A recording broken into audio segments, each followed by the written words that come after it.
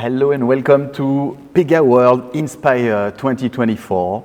I'm here with Anthony from the executive team at Pega. We will talk about the latest solutions, latest innovations that came out from Pega recently. We'll talk about the vision that Pega has around automation. So we'll focus mainly on intelligent automation because that's a topic that we have in common. So again, very excited to be here at this event. It's been 2 days, crazy days. It's been a lot of jam-packed information, but I hope you're having a good time. And the feedback's been fantastic. It's been great to see clients, but to see you in person, and it's great to see the engagement and the excitement around all these new capabilities. Definitely, very very exciting event. Anthony, can you tell us briefly what you've done and what you're doing currently at Pega before we start? Yeah, sure. No, we handle the whole spectrum right now in terms of making things efficient for the whole development process, from building applications and building workflows more efficiently to the users of those applications, to making employees and managers more efficient on the other side of the house. And that's a big, obviously, you've seen a lot of that on the Gen AI front these days in terms of how we're helping people do more. I saw you talking more about the left brain and right brain. Yes, yes. I would love. I mean, I heard briefly about this analogy, and I think it's a very relevant and timely one. Can you tell us more about this analogy of right brain, left brain, and why does it matter? Yeah, sure. I think AI has been around for a while right now, and very tactical, so using more of the analytical side of the brain on the left side, but now with so the left side is more the analytical, the predictive, exactly, decision support. So right, and the things that we're pretty good at, and our current AI and decisioning is very good at. But now with the dawn of generative AI and being able to take advantage of that creative aspect, it just kind of unleashes more possibilities in terms of how you can bring the two together. Yes. And our perspective. So that's the right brain. The right brain. That's the right brain, more creative, more exactly. So just thinking of that as a person, being a creative person, how can you further enhance that creativity by taking advantage of that prediction and the analytical side, and then taking advantage of your own creativity, but then taking the advantage of the creativity of AI to take that to another level. Yes. And what could that mean for employees, and what could that mean for developers, and what can that mean for bringing business and developers together? Yes. So a big approach there is helping people to do more.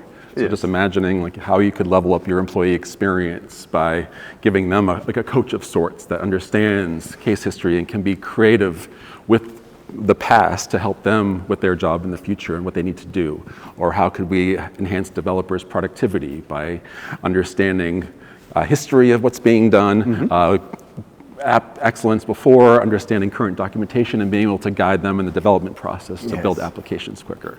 So imagining those possibilities and trying to make those more of a reality. That's a great analogy, and your point is basically until 2 years ago when generative AI came into the organizations, into business, we only had the left part, exactly. and now thanks to Gen AI in business we have the right.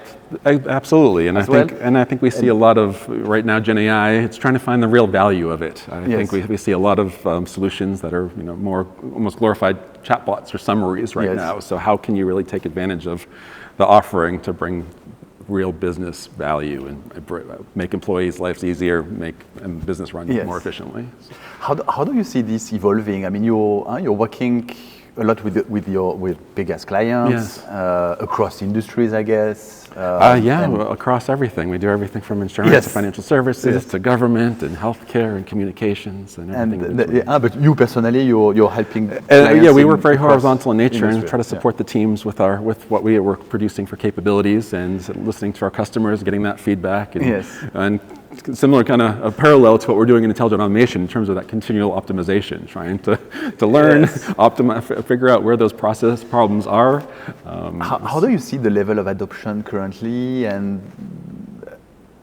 I heard about a recent research study that was done by Pega, I think. Oh yes, that was quite insightful. It's been really insightful to see, and I think the adoption level, I think just with everything right now, is becoming more aggressive because the competitive landscape right now is just much more aggressive than it was. So I think it's finding those easier paths of adoption and where you can start small and grow, and I think that's one of the benefits now that we see. Yeah, according to you, that's the right way to I think so, and I think start that's small. And that's kind of the benefits of a platform approach that we're seeing is so you're kind of limiting those point solutions and finding ways that you can start small and make an impact and learn from that, and then you can further use that to grow and reuse and further optimize and understand your processes. And start with one process, two processes, and then you go. Exactly, and not even a whole process, a step of a process, and just figuring out where something's going wrong. So that's where we use things like process mining to be able to examine where those inefficiencies are taking place, figure out what optimization you could use, whether it's a RPA bot or some kind of intelligence or decisioning capability to make that go a bit smoother. Implement that, continually monitor that, and adjust as you go. What was the outcome of this research? Was like 93% of people, of business people said that they are using generative AI, and when you ask them the definition, 80% didn't know exactly. Don't know exactly what. And there's other studies too that we've seen that complement that story in terms of we see a lot of the value it can bring to both lower level employees as well as those more experienced. I think one study that we saw that complements our study is just bringing employee productivity. So those new to a role were getting double the benefit from Gen AI than those more experienced. They're both receiving the benefit, but those new are just kind of up-leveling skills. So that's one way that we're looking at how can you make every employee your best employee and having them perform outside of their zone. That's very interesting. Advantage.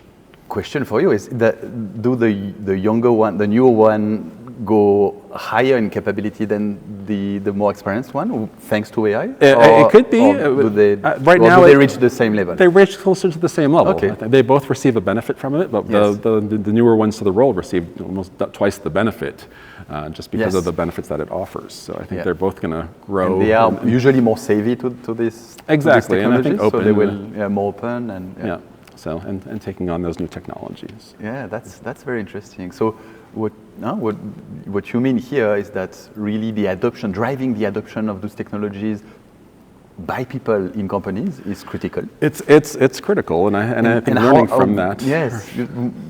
What do you do specifically at Pega for that to help really democratize or help?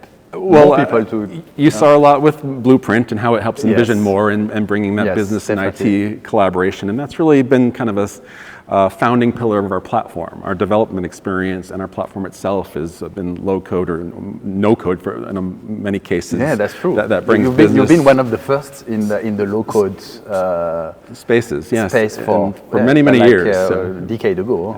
Well, 3 or 4 decades ago. We never used the right language when we talked about it. But being able to speak the same language, so they can build a process and understand that together. So having that uniting force is, I think, really enhances that productivity for everybody, because you can go in a meeting and you can bring a CIO and a COO together and talk about what they need to do and actually map that out and see a process and see what that's going to mean for the development. We talk business. We talk business, and the translation into technical terms is done by the machine now. Exactly, or the people, but there's a common ground that can be met. So you can that's another way that we can further up-level creativity, because everybody's got great ideas, but it's hard to get. Traditionally, it's hard for business and IT to communicate well and get those ideas together. So this is just another way to better communicate with the help of AI to further take that to yet another level. So the possibilities are very exciting. But it's keeping that control and that experimentation and that narrow set, I think, and then further finding the values that you can offer and building from there. So. Yes. What gets you the most excited currently on your role specifically and what you're doing on a day-to-day basis? I think right now my biggest excitement has been both the technology, the advancements, seeing Pega advance. I think we're releasing new capabilities on a weekly basis now, which is unheard of in the enterprise software world, which is really exciting. And just seeing the responsiveness and the excitement of our clients adopting this. I think the adoption landscape, it would traditionally take like 1 to 2 or 3 years for people to start adopting capabilities, but we saw the stories today. Within the first 90 days, seeing real value from building workflows using Blueprint. Yeah. So Blueprint, so 30,000 blueprints have been made in less than 10 weeks. 10 weeks. So it's been just so that was the highest adoption in Pega's history by far. Yeah, I think it's just a staggering statistic, and just seeing the excitement around that and just the potential, because it's letting people more easily map out their processes and the work they need to get done in a much more easier way, and in a much more visual way, and a much more less lifty way, because you can do it free, you can do it SaaS, it's no code, it's all right there, and then you can take it as you need to together. Yes. So Blueprint. Just can you explain just in 30-second Blueprint, and then we can discuss about how we can. Yeah, so just a new SaaS experience that you've seen. Yes. I'm sure you've heard people talk about it on Pega.com, where you can literally build out your process. And it takes in consideration our industry expertise across all the industries, all Pega's expertise in cases. It takes in consideration our partners' expertise in this, as well as obviously generative AI. So you can building a process using that, mapping out all the stages and steps, all the data that's going to be involved, all the personas and channels that are going to be involved in that workflow or application, and getting to see that. And so creating a full workflow application from scratch in a few minutes, just by selecting which workflows and steps you want to automate, digitalize and automate. What industry you want to do, what application, and having access to the benchmark of hundreds, I don't know, 10,000s or thousands or millions maybe? I would say up to the millions, just based off the history and everything that's being fed in there, and amounts of workflows and enterprise grade. And create new workflow applications in minutes. Yes. So that's great for creating new processes, new workflows. It happens sometimes in companies that we create a new service, a new department, a new offering, and so we have to create something new. But very often we have an old processes. And, I would say more times than not, it's something existing. And how can we use Blueprint in the case of existing old processes where people might even not be aware that there are room for improvement in the process that they've been doing for years. There's a couple of options. There's literally mapping it out and seeing what Blueprint comes back with, and seeing how that compares to your current process and where that falls. And there's other in our roadmap, and what we're looking to do right now, and what we do with our platform currently, is taking things like process mining and being able to examine your work and find those inefficiencies. So you assess current processes using process mining. Exactly. And identify areas or weaknesses, areas for improvement. Areas for improvement. So finding where those areas where something is going astray, or something's taking a little extra long, or something goes into another system that maybe shouldn't, and how you can make that a bit more efficient. And you would do that on all your current processes and identify the ones where you have most opportunity for improvement. Totally. And bring them into Blueprints and see how you can improve. And I can see the writing on the wall of how those two are going to be further merged together to be able to analyze processes, bring them into Blueprint, and come out with a more efficient view of the land. Great roadmap, huh? Literally giving you a roadmap, and I could see further roadmaps in terms of giving you tips on where you could further enhance it with AI, and how you could inject AI in decisioning to further help with stages and steps to hit your SLAs, or to route in the ways that's best for your business. Excellent. And maybe in the future we will have kind of a real-time assessment of the processes that directly feed into and a real-time Blueprints, so that you can really optimize your processes in. Yes, and see that improvement in real time too, to see what's this change going to, how is this change that if I make this change right now, what's the impact going to be for me, and be able to spell that out. That's exciting. 3 years, 6 months. Yeah, that's exciting. Very exciting. So it's really exciting to see the evolution, the adoption, and just the new capabilities that we are responding to our clients and the masses with. So really exciting things. Amazing. A lot to be jazzed about. Yeah, definitely. What's next for you? I mean, just a word on... Right now, it's getting more feedback. I think after PegaWorld, and I think we're going to be doing a big follow-up with our clients and working with them to see how they are taking on these new capabilities, because we need to understand how it's being used and to be able to provide that value.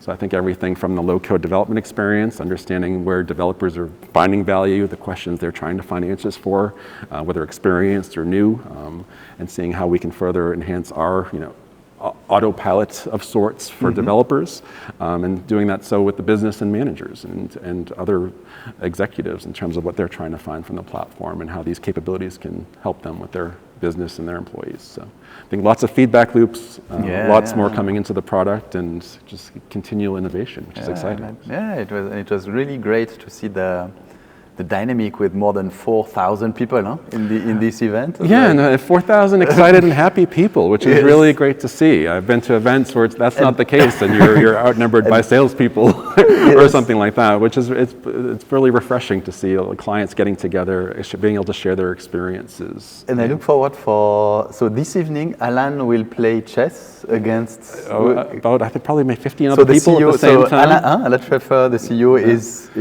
the next world champion of chess. He said he was a chess master at one point. He still is in many ways. Okay, and so tonight he will play against how many? 16? I think about 15 people. They'll put it in a big almost horseshoe of sorts, and he'll walk around simultaneously, and he'll just keep doing loops around. Wow.